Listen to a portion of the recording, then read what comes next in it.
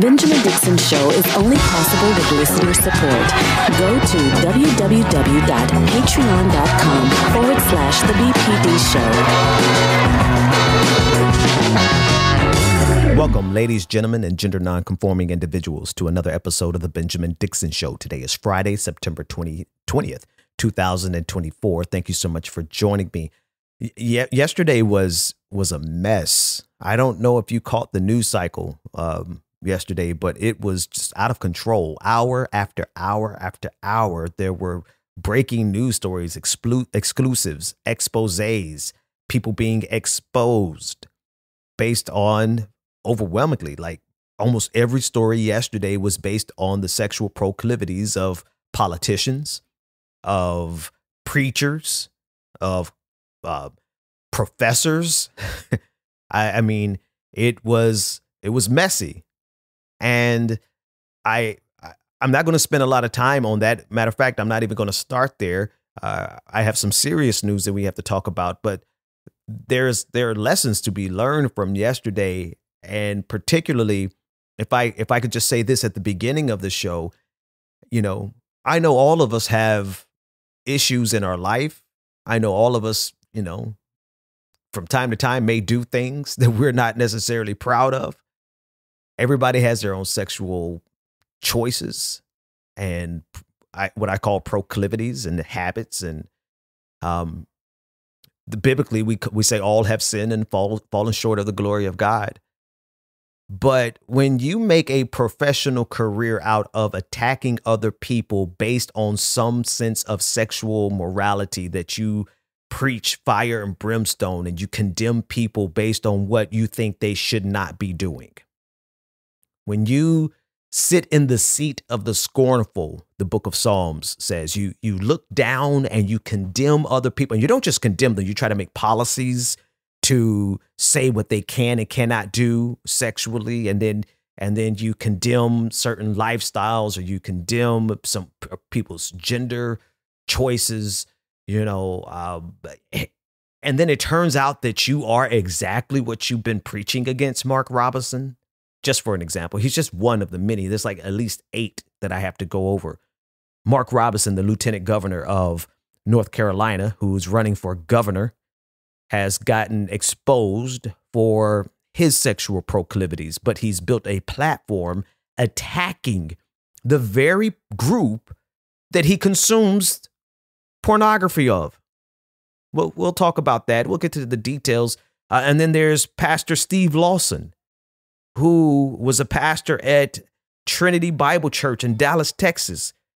You know, spent years condemning the sexual lifestyle of any number of groups. Turns out he had a mistress. He had a step down yesterday. Go figure, right? And then I could, if I can just dovetail this one in here, or shoehorn this one in here, Christopher Rufo, who has built an entire career off of attacking quote unquote illegal immigrants, only to come to find that his wife was illegal. Well, let me not use their language, but that is their language, so I guess I should use it. His wife was in the United States illegally, and to boot, Christopher Rufo has an Ashley Madison account and was exposed for cheating yesterday. And it's not just them, of course. You know, there's my good friend Michael Eric Dyson. I call him my good friend. I mean, we met just a few times, so I can't really say he's a friend of mine, but I really always admired that brother's work. He didn't get exposed for, you know, cheating, but he definitely got exposed for flirting with someone you had no business flirting with, my brother. So it's not just a Republican-Democrat thing. I think it's a human thing, which is why we should pause when we try to attack other people for what they do. Because goodness, when we all have the potential of falling and doing some things that we ain't got no business doing, that's just one way of looking at it. The other way of looking at it is you should have known better, Michael Eric Dyson. Come on, my brother. So there's Robert Kennedy Jr., who got exposed yesterday for sleeping with the journalist Olivia Nuzzi of the New Yorker magazine, who, I mean, goodness, her whole career has been just devastated because of that decision of hers. And I'm no fan of hers. You know, I was looking on Twitter for, we got into some spats way back in the day, 2016, around the Bernie bro days. But still, it's just, you know, she was reporting pro and favorable Robert Kennedy Jr. reporting, attacking Joe Biden. Meanwhile, turns out they had a romantic relationship. Matt Gaetz. I mean, the list goes on. And I don't want to spend too much time here because I have some serious news that I need to bring to your attention. But it's the hypocrisy of it all. It is the hypocrisy of it all. When you build your career and your position and your politics and your platform around family values, quote unquote family values, and you demean and deride and you make policies that hurt communities that you are condemning, and then turns out that you love that community. You just won't say it publicly, Mark Robinson. You love consuming their porn. But you want to condemn them, and not only condemn them, but you create an environment where it's dangerous to be a trans person in the United States of America. You contributed to that, and then turn around, you're consuming their porn on an everyday basis, 5 days a week at the porn shop. Now, I'm not going to kink shame, but I will hypocrisy shame. I will shame hypocrisy. Because it's not as though we don't all have our thing. You know, to be human is to be a sexual creature and to have desires and to do things. So it's not that we're all perfect, but when you make a career out of attacking people based on their choices, their lifestyle, whatever, however you want to name it, call it, categorize it, you attack people for what they do. And you're out there doing the same thing, if not worse, immeasurably worse. If you read some of the comments that Mark Robinson was leaving on these porn sites. Okay, I've spent too much time on that already. I've got to get to something that actually matters. Well, side note, that North Carolina race really matters. And that the fact that Mark Robinson has not dropped out really matters because of the next story I'm going to give you. The Republicans in the state of Nebraska. They are making a push with the help and the assistance of South Carolina Republican Senators Lindsey Graham, who flew. He missed a vote yesterday, and he flew to Nebraska to try to convince the governor of Nebraska to call a special session so that they can change the way they allot their electoral votes. And instead of making it proportional, they want to make it a winner take all, which will inevitably give Donald Trump all of the electoral votes from that state because of the polling there. Doesn't look like Kamala Harris is going to pick up Nebraska anytime soon. And they know that. And they know it's going to be a tight race. And so what they've done, instead of what Nebraska has been in the past, which was to allocate proportionally based on the proportion of the victory there, they have decided at the last second, or they are in the process of deciding, to change that to winner take all. And unless Kamala Harris picks up a state like North Carolina, where Mark Robinson is kind of making that possible now, there's a good possibility. But without picking up one of those swing states, that will essentially bring the electoral vote count to a stalemate, 269 to 269. Now, they're doing this at the last second because it does not give the other state, the only other state in the union that allocates votes, electoral college votes proportionally, is the state of Maine. And without Maine having enough lead time to make the same decision, because there's a district there's particular districts in Maine that are overwhelmingly Republican. And because of that, the electoral votes from Maine have been split and allocated, just like Nebraska. But now Nebraska is pushing to change their electoral allotment schema to a winner take all. That is election interference if I've ever seen it. And they're doing it right in front of our eyes. And they don't care about the appearance of it. They only care about power. They don't care that it is fundamentally rigging the game to help Donald Trump win, when in any other scenario he would not.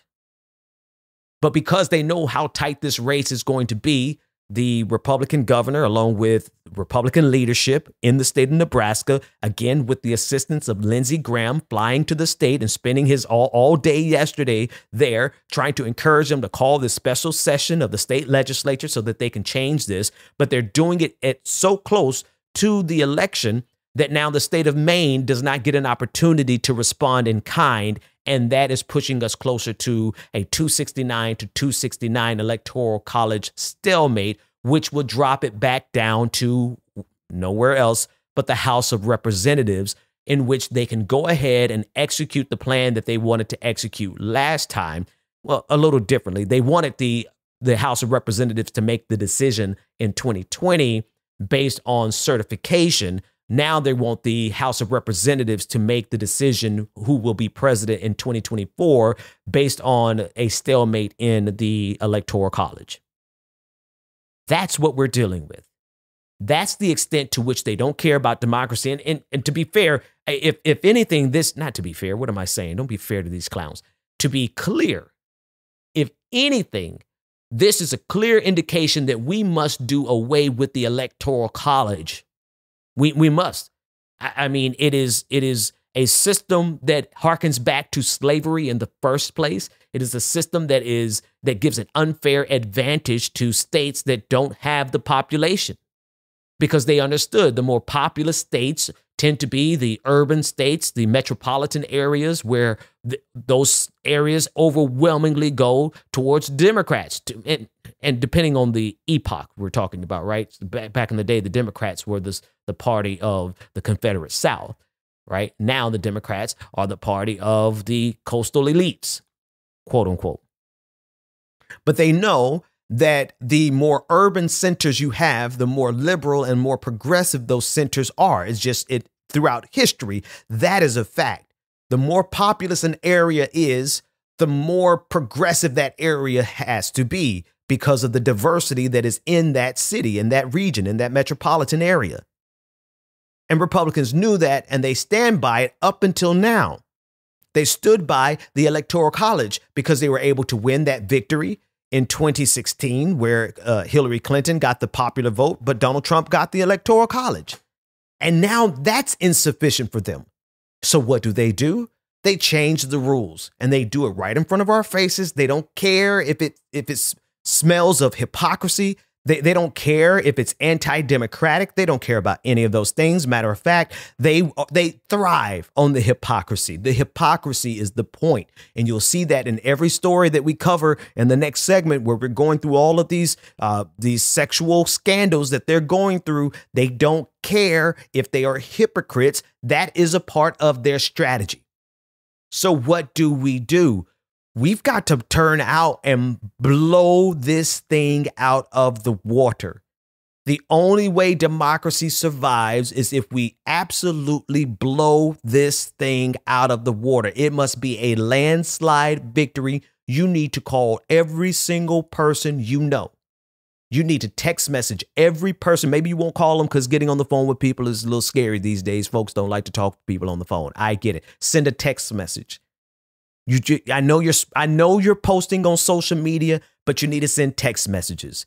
You need to make sure that everyone understands that we are in a fight for democracy itself. And I'm not just talking about a kumbaya democracy, folks. I'm talking about the difference between democracy and autocracy, democracy and dictatorship. We're on the brink, and they're playing for keeps. Republicans do not care what rules they have to break. They will break this entire thing just so that they can have power. All right. When we come back, we'll get into the messiness that came out yesterday. We'll be back with more of the Benjamin Dixon Show right after this.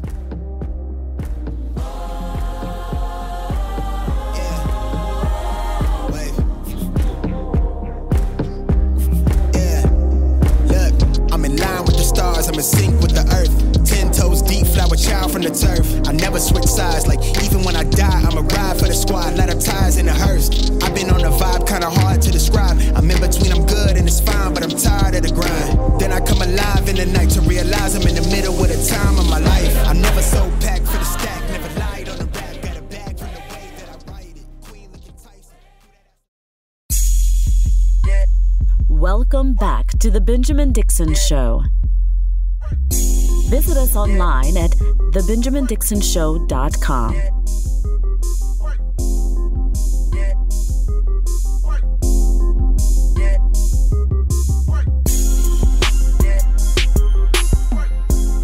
And we just found out an hour ago that the lieutenant governor there, Mark Robinson, who's running for governor, never heard of him, who Donald Trump called Martin Luther King on steroids, posted on a porn forum called Nude Africa that he's a black Nazi, expressed support for reinstating slavery, and detailed his sexual arousal from memories of peeping on women in public gyms. And he still fantasizes about it. He also has an Ashley Madison account. How dare you kink shame?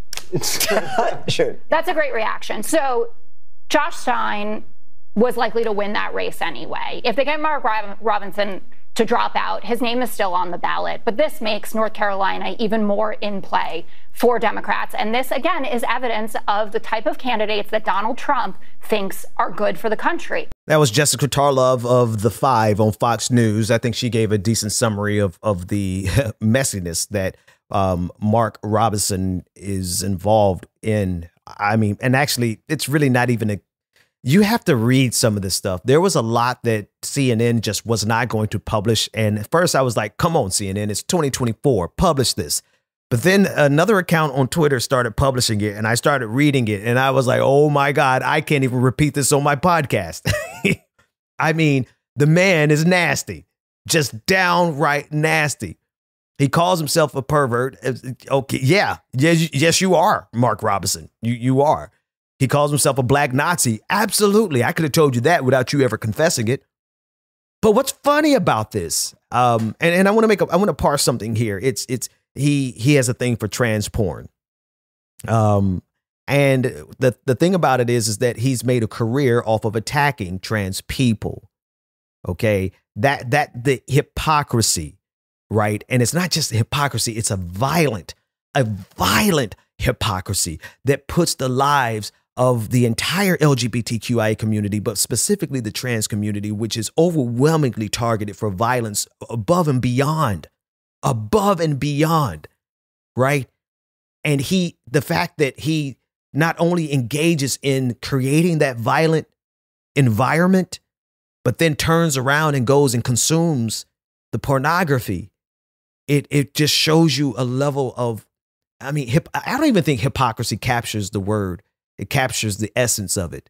It really doesn't. But here's just a reminder of who Mark Robinson is. Ain't but two genders. Ain't nothing but men and women. He says God called on men to lead, not women. Called to be led by men. When it was time to face down Goliath, sent David, not DeVita, David. There's no reason anybody anywhere in America should be telling any child about transgenderism, homosexuality, any of that filth.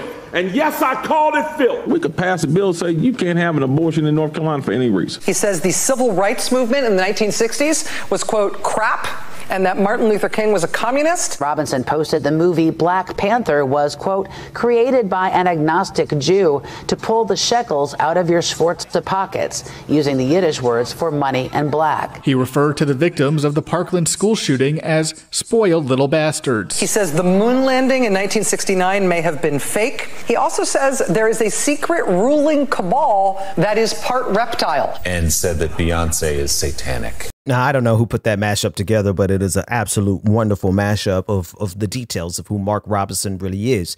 The most dangerous aspects of it you heard for yourself. He is a part, and absolutely, I have one more clip I have to play for you. This is the same guy talking about creating dangerous environments. This is the same guy that went to, I believe it was the Lake Church in North Carolina and preached from the pulpit that we should be willing to kill people. Listen. I didn't start this fight, you did. You wanted to be left alone, you should have left me alone. We didn't argue and capitulate and talk about, well, maybe we shouldn't fight the Nazis that hard. No, they're bad. Kill them. Some liberal somewhere is going to say that sounds awful. Too bad. Get mad at me if you want to. Some folks need killing. It's time for somebody to say it. Now, of course, the hypocrisy is the point, because on the porn sites that he visited and regularly commented on, using the same email address, sometimes using his full name, using the same username that he's used everywhere across the internet. That's how it was so easy to find him.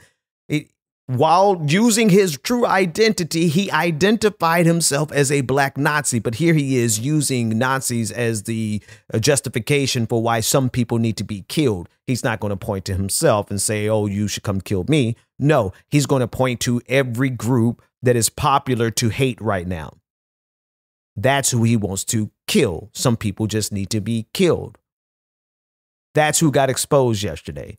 And he refused to drop out of the North Carolina race, which is, you know what? Thank you, Mark Robinson. I really appreciate that, because when you consider what Nebraska is doing, it was going to be even harder for Kamala Harris to win without the state of Nebraska, without the state of North Carolina. And so now there is a strong possibility that because Mark Robinson is on the ballot, that he's going to get washed so badly that Donald Trump is going to lose the state of North Carolina. It's so bad that the Trump administration, the Trump campaign rather, has banned him from appearing at any of their rallies anymore. They wanted him to drop out, but of course he isn't going to drop out. And even if he did drop out, it was too late for them to change the ballots, because the ballots have been printed. And that's just one of the stories of hypocrisy that came out yesterday. When we come back, I'll discuss a few more, and we want to take a look at what's happening in Ukraine, or rather this time what's happening on the other side of the border in Russia, where an ammunitions depot with 30,000 tons of Russian ammunition, Russian and North Korean ammunition, was detonated in a spectacular explosion triggered by the drone operators. This has become a full-out drone war between Russia and Ukraine. We'll discuss it more when we come back with more of the Benjamin Dixon Show right after this.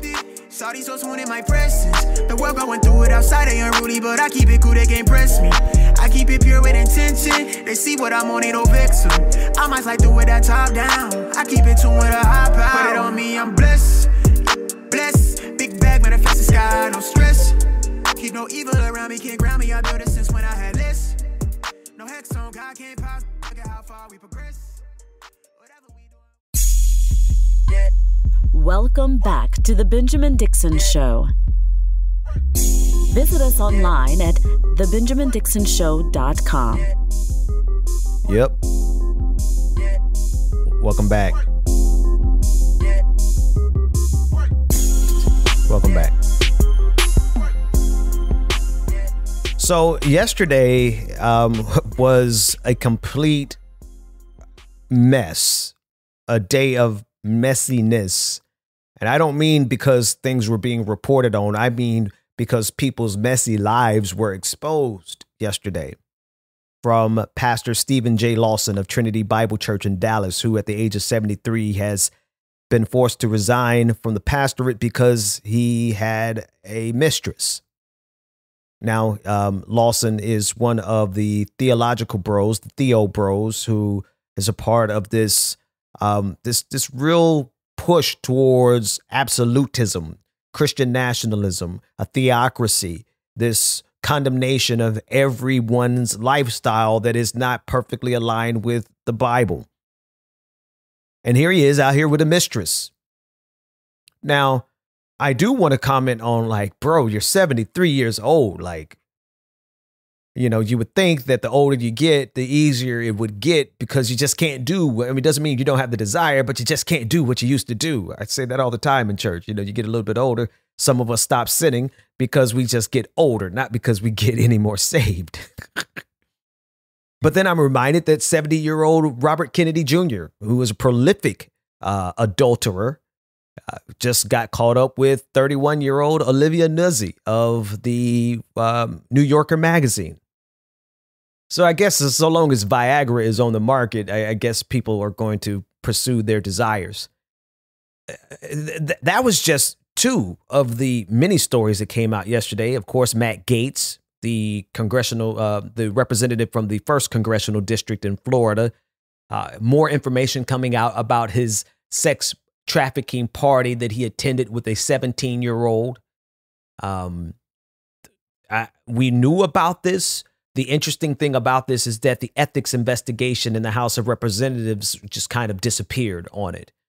And I don't know if you would recall back when Matt Gaetz was ensuring he kept calling a vote. He made sure that they, one, got rid of Speaker McCarthy, but then he continuously sabotaged the vote. And that was until somebody pulled him to the side. And there's a video of it. It's a great video. Like 15 votes at the beginning of the last term, was it 2022 of the House of Representatives. They had to take 15 votes in order to get a Speaker of the House. And it wasn't until one of the Republicans pulled him to the side and whispered in his ear, and Matt Gaetz' eyes looked so seriously, deadly serious. I mean, he looked concerned. He looked angry.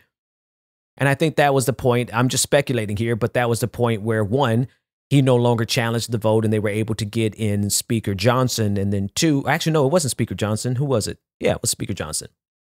It was such a mess. Then two, that's when his ethics violation investigation disappeared. So we've known about the Matt Gaetz thing for some time, but now more information is coming out. And that was just story number 3. So you had Mark Robinson, who was exposed with all of his filthy comments. I mean, you got to go to Twitter. I can't even say some of the stuff on this podcast. I just couldn't even read it without, one, laughing through it because of how, just nasty this man is. But then two, it's just so vulgar. So there's Mark Robinson, RFK Jr., and Olivia Nuzzi, Matt Gaetz. I already mentioned Michael Eric Dyson. I want to go over Michael Eric Dyson's thing a little bit here. And I want to play the clip of Representative Nancy Mace. And this is a little different, right? It's only different because he was flirting through text messages. And that flirting is enough to, honestly, bro, like, what are you doing? Especially when you consider the times that we are in, how crucial this election is, where we don't need that on our side of the aisle. Plus, you're married, right? And this is not to say people people mess up all the time. I get it. But bro, with someone that you know is clearly a white supremacist. Come on, bro. Like, seriously, like that's 3 layers of compounded ignorance, my friend. 1, to do it in the first place. 2, to do it at a time where you can guarantee any ammunition you give them will be used against you. And number 3, you're doing it with a lady you already know is so repugnant in her racism that she intentionally and gets joy out of using the wrong name for Kamala Harris.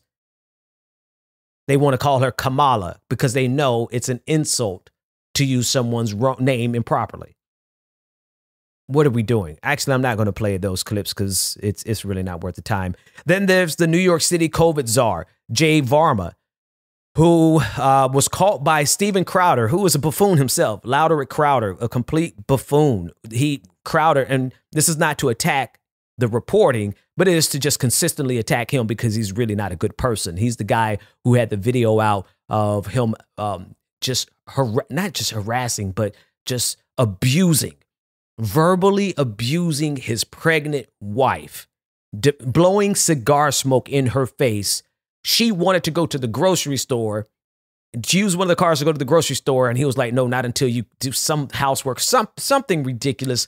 Just, I have to contextualize it because I will acknowledge the work that he did on this clip, on this story. But yeah, he's still the scum of the earth. And I guess every now and then, scum can do a good job.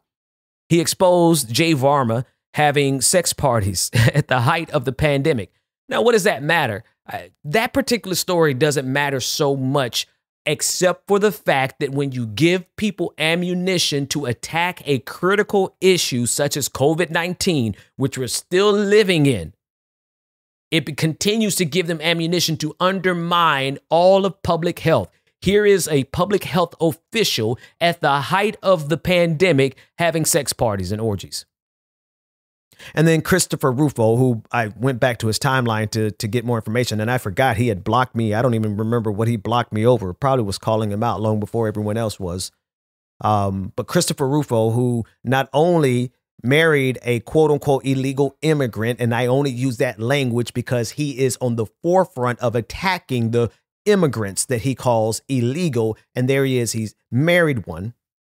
But then also he cheated on her. His email address was found in the Ashley Madison files.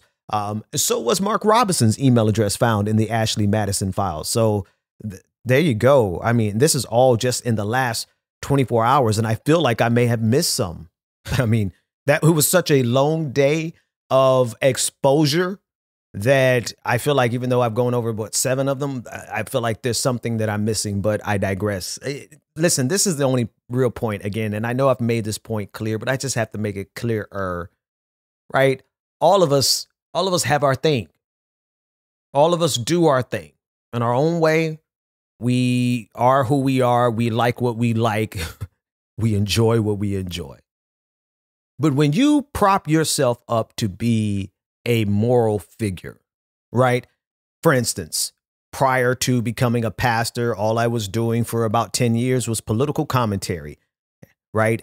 I have a different burden now that I am a pastor than I did when I was just a political commentator. Now, I had a burden when I was a political commentator because I was married, am married, right? But when you put yourself in a position to publicly look at people and tell them how they should live their life or what they should improve on or what they shouldn't do. And then even more so when you become a politician and you're the politician who is trying to create policy to dictate how people can live their lives. You better sure as hell be living the life you're talking about. Because when you get exposed, and see, here's the thing, it really doesn't damage Republicans because hypocrisy is the point. They will forgive all of their sinners and they will look at a person, they will look at a same-sex couple that is in a happy, monogamous marriage, and they will condemn them to hell. Meanwhile, their pastor is sleeping with the women in the church. And then they forgive them and just want to keep on going. I mean, there is a sister on Twitter called Bex, Beks, and her handle is Antifa Operative. Love the name. And every single day she gives us examples. I mean, 10 to 15 examples of moral leaders who commit the most heinous of immoral crimes against children, pedophilia. And these are pastors, youth ministers, deacons, trustees of their churches, including politicians and police officers. She covers the whole gambit.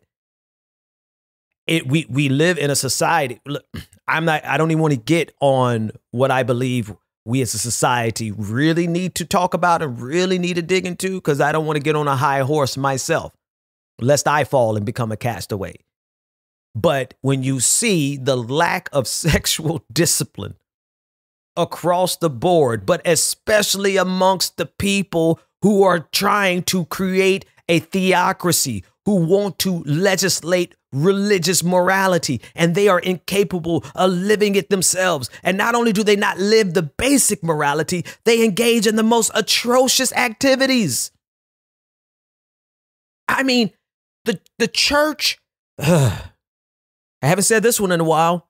Maybe you haven't heard me say it, so this might come as a shock to you, but did you know that churches are now required, well, not required, that's the wrong word, but they offer child molestation insurance for churches. Do you understand the amount of depravity that goes into an occurrence, a regular occurrence of child molestation, such that an industry has risen?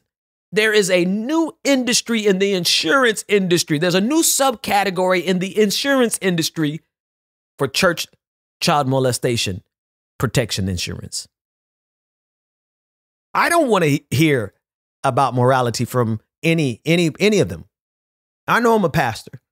I don't want to hear about morality from any of these fools. Not when they are the biggest culprits. No.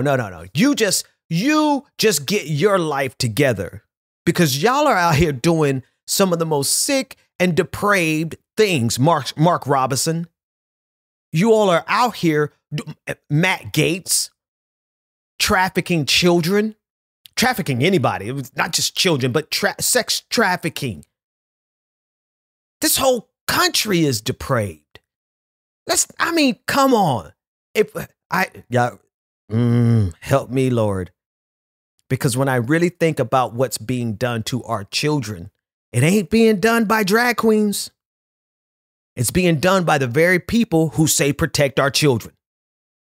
And I'm really into protecting children, not just mine, but all children. And that strikes a chord in me that really does take me into a different place in my mind. I thought politics was really the thing that triggered a dark side of me. But when I consider what these churches and these pastors and these priests and these deacons and trustees are doing to children, I'm like, it's hunting season. But I digress. Vengeance is mine, saith the Lord, and they're all getting exposed. They are all getting exposed for who and what they really are. Wolves in sheep's clothing.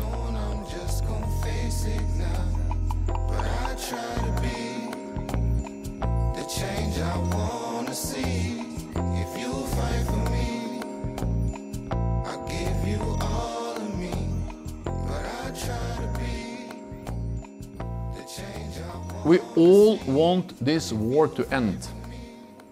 The quickest way to end the war is to lose it. But that will not bring peace. It will bring Russian occupation. Today, President Putin believes he can achieve his goals on the battlefield. And he believes that he can wait us out. That is why he continues to wage his brutal war. I do not believe that we can change Putin's mind, but I do believe that we can change his calculus. By giving Ukraine more weapons, we can make Putin realize he cannot get what he wants by force, and make it so costly that he will have to accept Ukraine has a sovereign democratic right to persist as a sovereign democratic nation. The paradox is that the more weapons for Ukraine we are able to deliver, the more likely it is that we can reach a peace. The more weapons we deliver to Ukraine, a paradox, right? That's Jens Stoltenberg, the Secretary General of NATO, speaking very directly on the need to arm Ukraine even more. And one of the most disgusting, outright deplorable talking points that I've seen foment to the top of this particular season is the idea that true peace comes through surrender, that Ukraine should lay down and allow Vladimir Putin to get away with whatever he wants to, with his imperialist ambitions. That isn't peace, as Stoltenberg just outlined. That comes with occupation, subjugation. That's cowardice. And it's not just cowardice, it's calculated cowardice. It's calculated because it's promoted by people who want Vladimir Putin to be successful in his expansion of Russia.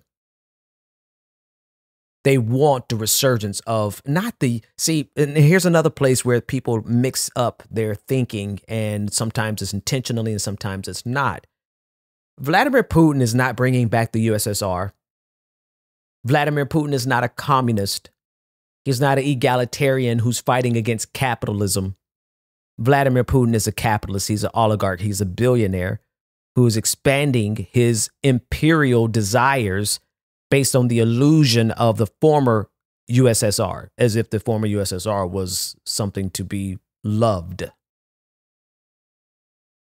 That's the truth about what Vladimir Putin is doing. And you have people who claim to be anti-war, who use the label and the mantle of anti-war, the label of peace, to say Ukraine needs to surrender so that we can have peace. And then they justify it in saying that, oh, Vladimir Putin is fighting the imperialist capitalist West. Vladimir Putin, in that way, is just the opposite side of the same coin then. because he is also a capitalist and also an imperialist. And why would we change one devil for another? Why? Here's another clip I want you to listen to as Professor Timothy Snyder outlines it's not just propaganda. It is a propagandistic talking point, but it's also an imperialistic strategy that has deceived many Americans from Vladimir Putin. This fear of Russia suffering the same fate on their soil as they are imposing on Ukraine, as if we should become accustomed to, and this is why it's so terrifying, become accustomed to aggressor nations not facing any ramifications on their own soil. It's like Nazi Germany executing the Blitzkrieg and no one expecting the bombing of Dresden. War just doesn't work like that. Part of being an empire is controlling the discourse. And to a large degree, the Russians have been able to control the strategic discourse, setting up for us new rules in war, which have never existed before. Like, for example, that when you invade another country, the entire war should take place on the territory of the country you've invaded. No one has ever said that before because it's completely absurd. And yet somehow it's been accepted in the United States as normal that this war should be fought on Ukrainian territory. There is no precedence for that kind of idea. Another idea that the Russians have that we've accepted is that it's normal, for example, when you and I were in Kiev, for ballistic missiles to rain down on the city where we were trying to do normal business, but it's somehow not normal for ballistic missiles from Ukraine to go into Russia. Why is that? Why is it normal for one country and not for another? It has a great deal to do with imperial thinking, which we have accepted. There's something precious, special, etc. about Russia, and somehow it's okay for Ukrainians to be victims because they always have been victims. We need to investigate, I think, that understructure of thinking, which I believe has guided our policy in the wrong way. So as far as empires are concerned, I'll return to what I said at the end, trying to respond now to your question about a victory plan. I believe the Ukrainians are right about something that they're hard pressed to convince us of, and I think what I'm saying now is consistent with the history of empire. The Russians are going to negotiate peace when they believe they are losing. And so if anyone is serious about negotiation, that person should be trying to get the Russians into a position where they think they might be losing.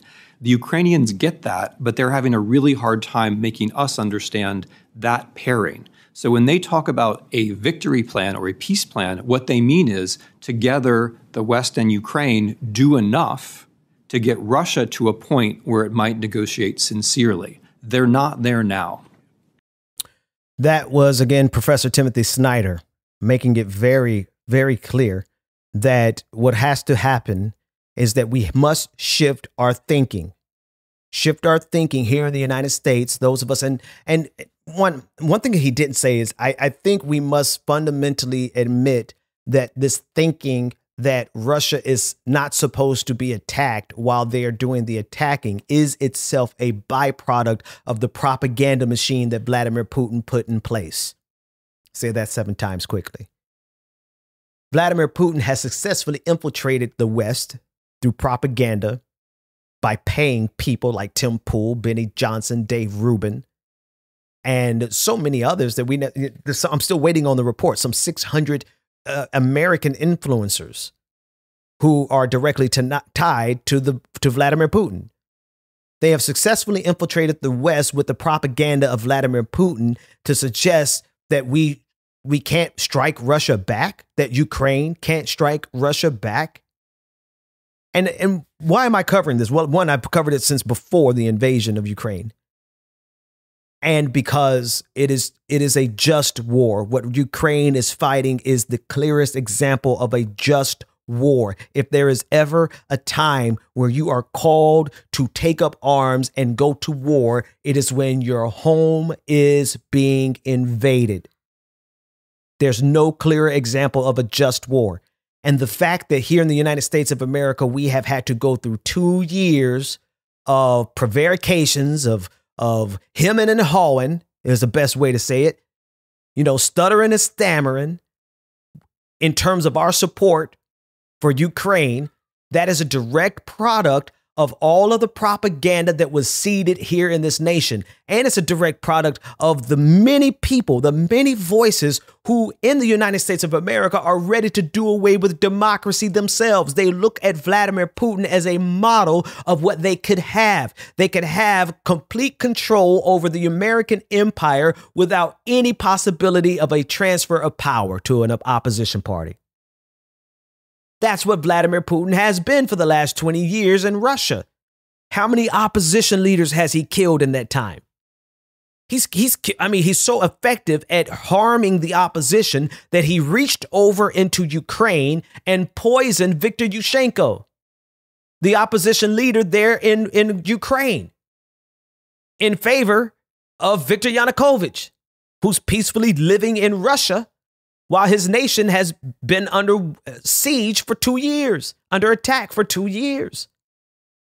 And so here in the United States of America, we have people who look at him, Donald Trump, MAGA. They look at Vladimir Putin as a model of what they could have. I never will forget, and this was so long ago, it was like the internet was still relatively new. It was an NPR broadcast where there was a businessman who had just gotten back from China, and he admitted on NPR that it was such a great model to see a nation that has capitalism without democracy. And I couldn't believe my ears, and I went back years later to try to find it, but it wasn't, they weren't putting every single episode on the internet at that time. And I don't believe that they would put that one on the internet either, because, how do you have capitalists here in the United States of America fawning over a non-democratic capitalist nation such as China, such as Russia? The oligarchs here in the United States of America are more than happy to do away with democracy because it is an impediment to their profit margins. It's inconvenient, the red tape, actually having to be concerned about labor, actually having to be concerned about regulation. That's why you have 7 people dead because of listeria from boar's head. They lifted the regulations here. They want to lift even more regulations because companies are not moral entities. They will get away with anything they can get away with. And it's something as simple as that leads corporations to wanting to have state-controlled capitalism. Non-democratic state-controlled capitalism. That's what Vladimir Putin is. And it's so funny when I hear people who support Vladimir Putin who think of themselves as communists. And I'm like, you clearly do know that what Vladimir Putin is doing is not resurrecting the USSR. He's not a communist. He's not an egalitarian fighting against capitalism. He's a capitalist trying to expand his capitalistic empire. And yes, I know they do know that. They just hate America so much that they're willing to betray the very essence of their core being, which is, I oppose capitalism. You don't. You just oppose American capitalism because now you're in bed doing the bidding of Vladimir Putin, who has his Russian capitalism, his Russian empire. And so from day one, Ukraine has been fighting against this aggression in a very justified war. But we in the United States of America have, reluctantly, against much opposition, supplied Ukraine with just enough ammunition to hold the line. Well, Ukraine has knuckled up so hard and so ferociously that they're no longer just holding the line. They're ready to strike at the heart of Russia. And Joe Biden is like, no. Don't go that far. Why? In what war have we ever said that we cannot strike the homeland of the aggressor? War does not work like that. Never has, never will.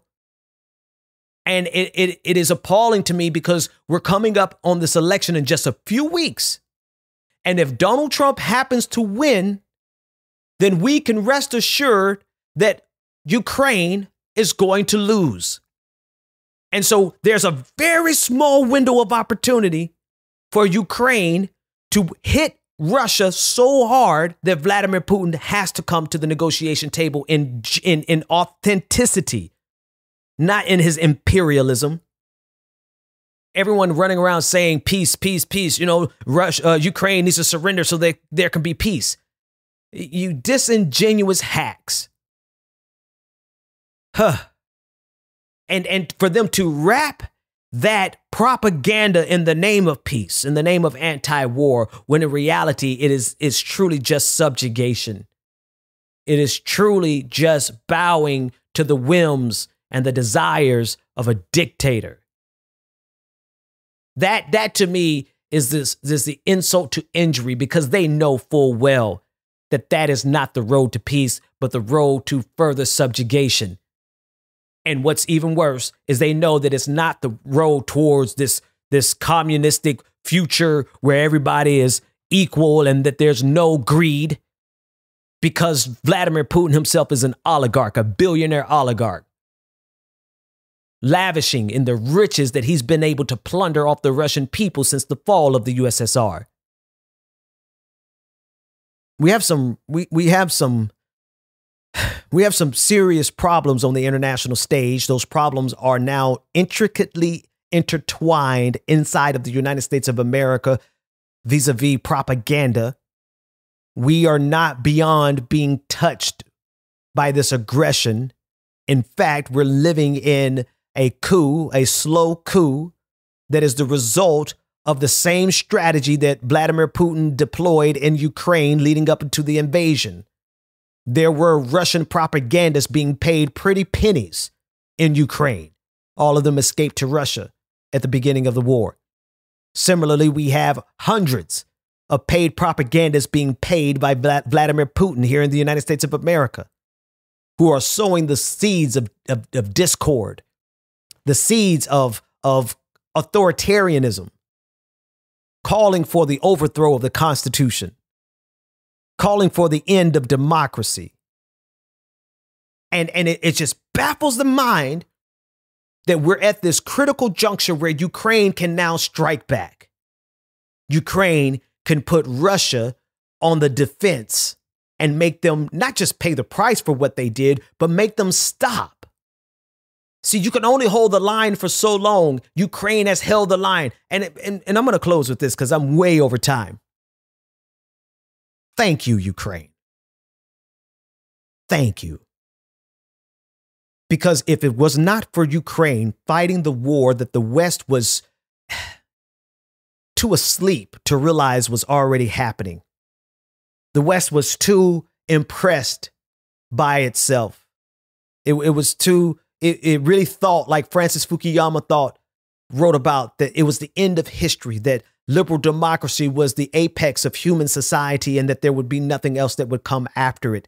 Little did they know, or perhaps little did they care. They were so impressed, navel gazing, looking at their successes, looking at their riches, looking at their empires and saying, we've done it. Meanwhile, Vladimir Putin was planning all along. And if it had not been for Ukraine holding the line, being willing to fight the war that we were not prepared to fight, being willing to, just the psychological shift alone from being a world with first world peace. I'm going to parse that very specifically because the developing nations have never had peace, ever. But in the first world, Europe, the United States of America, there was a consistent peace since the end of the World War II, since 1945. And to shift from having a society that was grown, generation after generation, with the taste of peace as their milk, as their substance.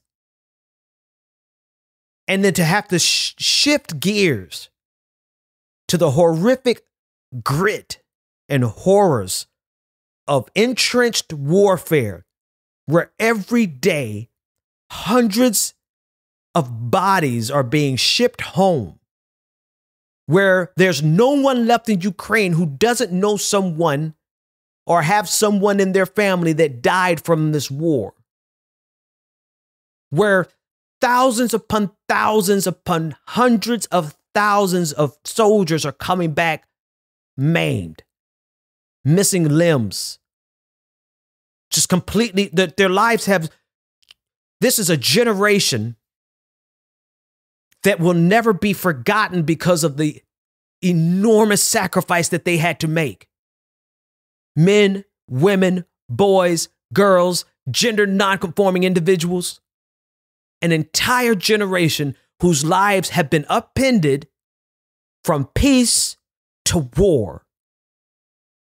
The West is not ready for that. We don't want to have to bear the burden that Ukraine has had to bear.